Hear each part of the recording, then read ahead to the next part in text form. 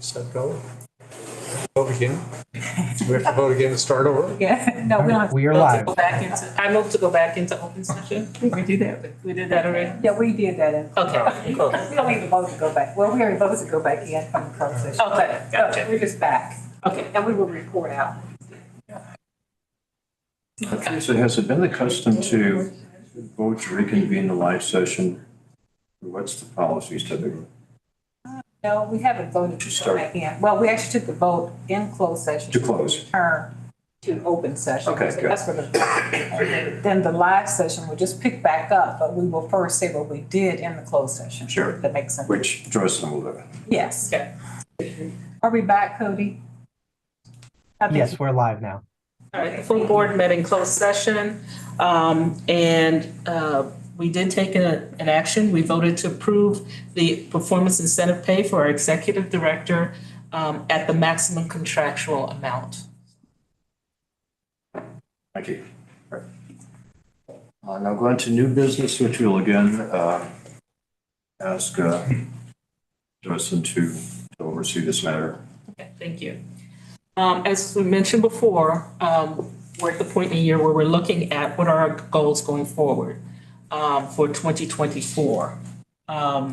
We gave Aaron a year to get his feet on the ground and to look at what needed to be done from his perspective to help our library continue to be one of the best in the country and one of the largest. So we've asked him to put together a list of goals that are above and beyond the day-to-day running of the library, and to do some visioning and some planning and some thinking ahead and give us some idea of a direction for the coming year to help our library to meet our mission, which is to enrich our citizens and communities through expanding access to innovation, information, ideas, and inspiration. So at this point, I will turn it over to Aaron to talk about the goals that you put in front of us. Thank you. Next slide, Cody. Slide.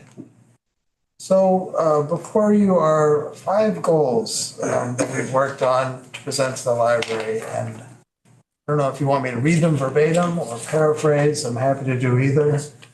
Paraphrase. All right. The first basically speaks to this need that we need to continue our investment in connectivity. And what I mean by that is we are a technologically advanced library system, but there's more investment needed, I think, in the digital tools necessary to kind of bring our branches closer together and just tell the story of our community. And so what this would look like in practice would mean the establishment of a department that's solely devoted to content creation and digital storytelling. And I think this would dovetail nicely with our 2 mission enhancements of Story Center and Midwest Genealogy. Our service area is vast, and the one thing that I've heard loud and clear is that some communities feel isolated from others. And so using technology, I think we can tell the story of our community and bring people closer together. This will require an investment, and to do that, I think some planning is needed. So what we're committing to this year is the piloting of some ideas just to see if they work, but really to develop a comprehensive technology plan with actual dollar numbers and resources attached to it so we can see what we need to bring the library forward in the coming years. The second is a continuation of the back end work that we're doing with our policies and procedures as they relate to finance. We will conduct a comprehensive review of all of our contracts, in particular those which exceed the amount of $100,000. Really what we want to do now, we have Sarah here with us, is one, to make sure that our contracts are really benefiting the library, one, and that we have the most advantageous terms in the agreements, but also we want to be fully transparent with the board so that they're aware of the types of agreements we're engaging in. So we will review these contracts, renegotiate them as that comes up, but also will propose policies to the board that I think would give the board,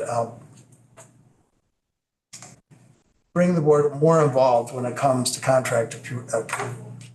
What this would look like in practice is for agreements that exceed this amount, you would then have a presentation from the vendor and staff to let you know what the terms of the agreement are. We would be asking for authorization to enter into those agreements. This is a best practice of library systems, governmental entities all across the country. And I would advocate for that being a practice here at MCPL. Second, the third one, don't worry, I'm not proposing that we embark on a construction project. But I think that a front burner issue here is the condition of our headquarters.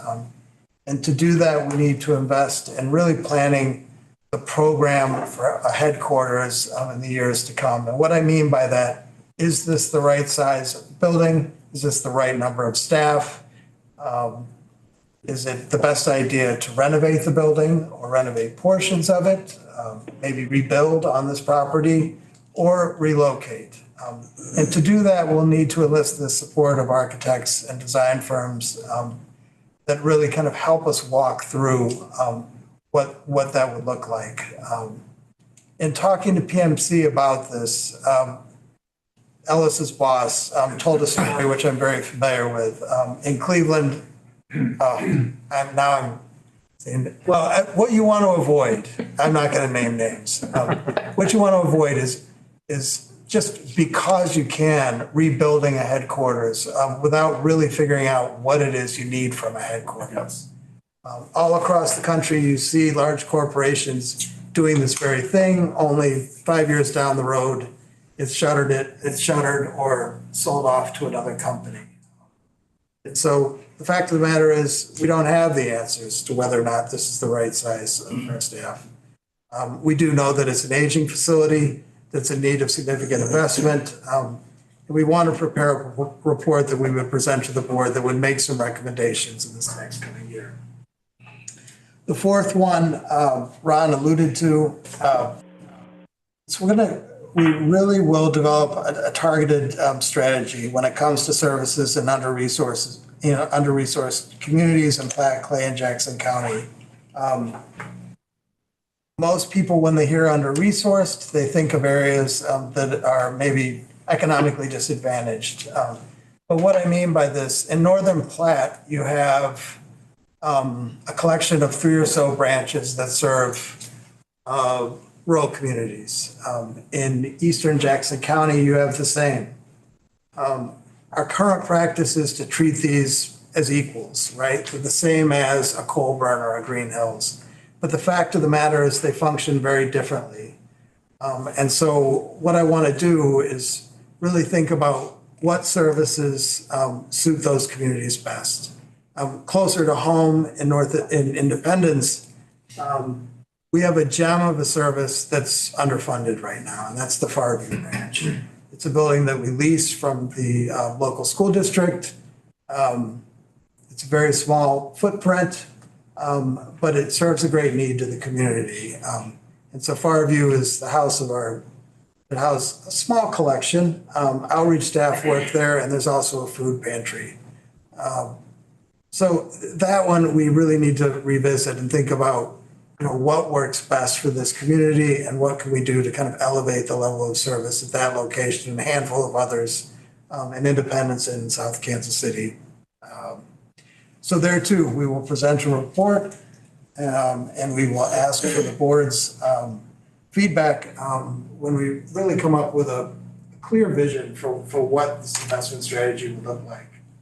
And lastly, is to continue the work we're doing with relationship management when it comes to governmental, nonprofit, and educational institutions. Partnerships really are a great way, or leveraging our relationships with partner organizations is a great way to benefit the community that we serve by placing critical services within our branches. We're so large that it's easy to lose sight of, or lose track of who the key players are within our community and how we can leverage those relationships to the benefit of our patrons. So over the coming year, we're going to do a lot of work on defining what it is to be a top-tier partner, really giving some clarity to what those relationships are and what we're responsible versus the partner, and hopefully making a difference in communities in need. So a continued investment there, and these are the 5 goals. I think Jim Staley had a great idea that as it pertains to this 5th goal, there really is a need for a quarterly update to really kind of to talk about the relationships that we have and the partnerships that we're entering into with the community that we serve. So we'll make every effort to do that and update you as time goes on. So these are my goals. If anyone has any questions, I'm happy to answer them.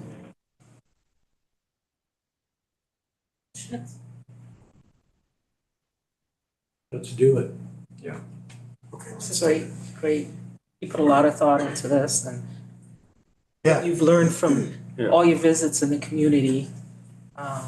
Any comments from any questions or comments from those online?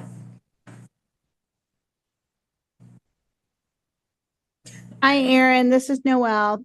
I love Noelle. these goals. Thank you so much. These are great goals. Thank you. One just closing comment, I won't talk too much, but our size is a strength, but it can also be a challenge at times, right? Where I come from, there's only one superintendent of schools to talk to. Here, there's 21. When I came here, I'm like, well, which churches are the biggest ones? And they're like, take your pick. Like, they're everywhere, right? Like, there's not like a pastor that you go to that to partner with. Homeschooling is another one, right? It's a growing community within the state, but it's much like a charter system where there isn't a central office that you can call. So this requires a lot of work on our end to make those contacts and figure out how best to serve those communities. So. Just like make one quick comment. I love all the goals. This is Marcy Gregg. I keep forgetting to say it. We're online here. I'm particularly impressed with the first one because one thing that has always struck me as a strength of this system is that it has been on the forefront in the library industry, if you will. It's been known nationally as cutting edge, as being the place to look to what become. And I love all the goals, but the first one speaks to me particularly because we're forward-looking. What's the next thing that we will do as a library system that other systems across the country will look at and say, yeah, that's where we need to go. So, yeah. Good goals. Thank you. Anyone online before we go to vote? To approve? Okay. Yeah, this is Yummy. I'm sorry. Okay. Yeah, I just wanted to say again, I appreciate everyone. When I read them over, I was just pleasantly surprised that how I thought that, yeah, each one are very relevant. And yeah, I think great job, Erin. Thank you. Okay, do we need a motion? We have one. Yeah, there's a motion. Here's a motion. Okay. Pretty simple motion. Thank you. All right, so we have a motion and do we need a? Make the motion. You have to make the motion and get a first and a second and then we can vote on it. That's what I thought. All right, so as personal chair, I'll make the motion to approve the 2024 Library Director and CEO goals. A second. Oh, take your pick. All right. Teresa, did you take a roll call? Ask any questions. Okay, any other questions before we go to vote? Call question. Okay, Teresa? Trustee Michelle Wyckoff.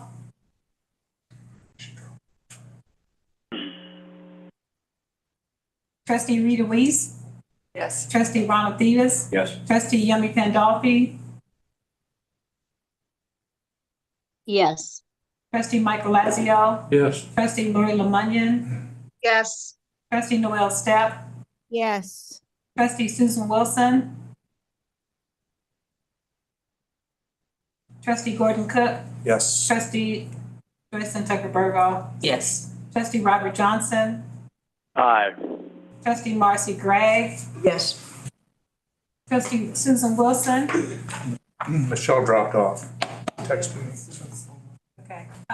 Cody, is Dr. Wilson still on the line? Dr. Wilson is still on the line, but I'm not hearing anything from her. Okay, fantastic. So motion carries. Thank you, Joycelyn. Next now is trustees' comments. Actually, we're down to the announcements. Announcements. Announcements. Before you are a list of dates. Important thing to note is February 6th is Library Advocacy Day. We have ALA Midwinter and February 9th through 13th. The library is closed on President's Day.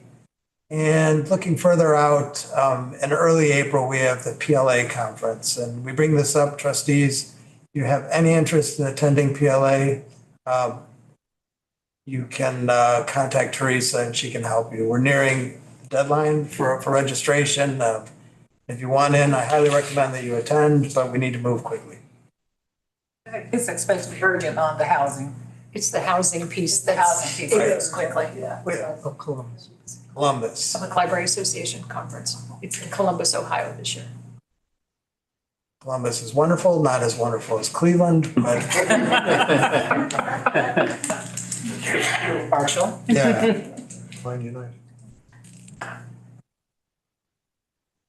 So that's Okay, yeah. great. Thank you, and now to trustees' comments. Michael Lazio, yeah, I'd just like to say again, Aaron, thank you for really going after things in your first year. That's amazing. Again, I'm just struck by the fact you had no idea, what was happening to a fuller extent. We talked about a few things during the process and all that, but there's no way to unpack everything. And so you didn't let those things phase you, which is remarkable. And so I just want to say thank you. You're the man. You're the right man at the right time. And, we acknowledge that, all of us. And so we just want to say, keep going.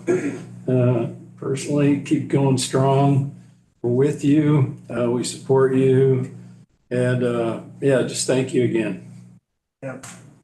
Well, you're right. There's a lot to kind of wrap your arms around, but I couldn't have done it without the executive team that I work alongside. They've been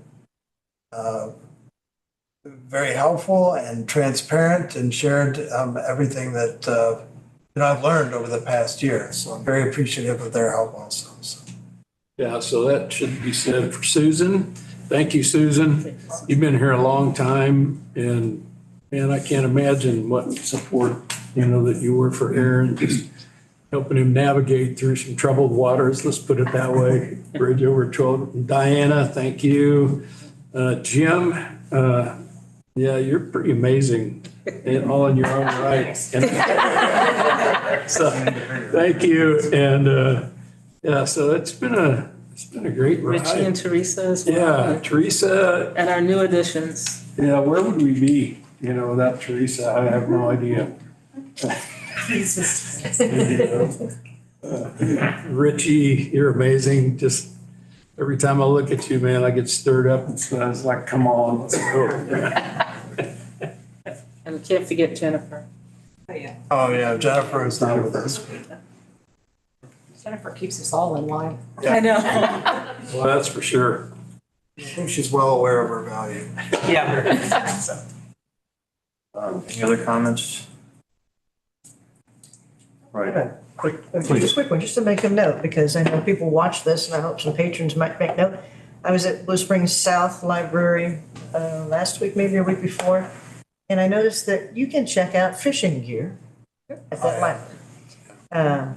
I was pleasantly surprised, so I shared that on Facebook with some friends, and they just all thought that was fantastic. And a couple of them said, I'm going to share that with my son so he can check out a pole for his daughter because my son loves, and so on. Anyway, but just another example of the doors that we open for people, new experiences that children and families can have together that are out of the box thinking. And I love that about this system. And I'm just so glad that I've now hit, if my count's right, 13 out of our 39 locations, and I count like this building as locations to visit. So I'm a third of the way through visiting the system, and I just love every library, every facility that I see. I look for something unique and different in them, and I find those things, and that's important. So kudos to staff for all that you do. Thank you. I want to piggyback with what Marcy was saying. I was telling Aaron the other day that someone posted on a community page in Lee Summit, where is somewhere I'm new to town, where's somewhere where I can go to study?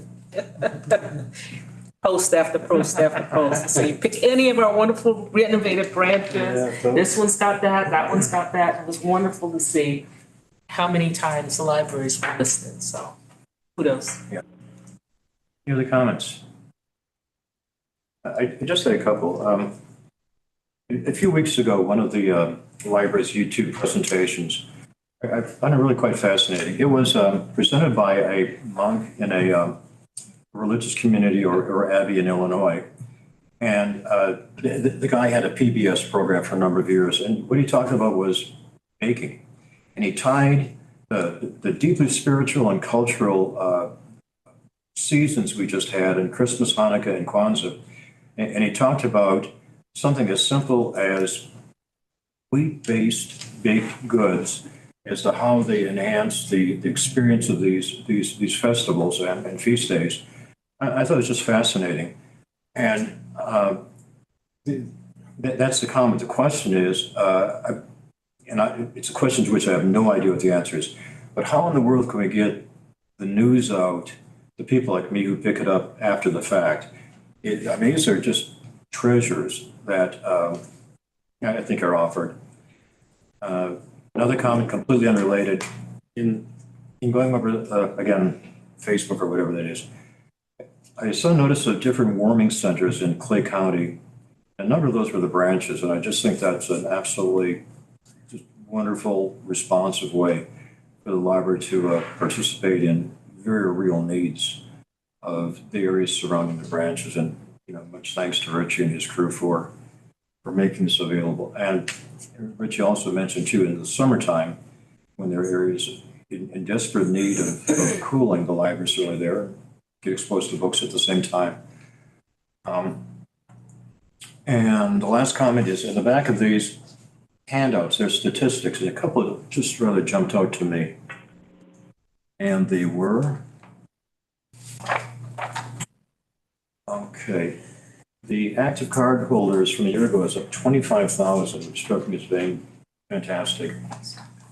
And in the customer transactions for the door counts, it's up by 20,000 since last year, which is a 13% increase. So much congratulations to the branch managers and all the personnel for just making all this happen.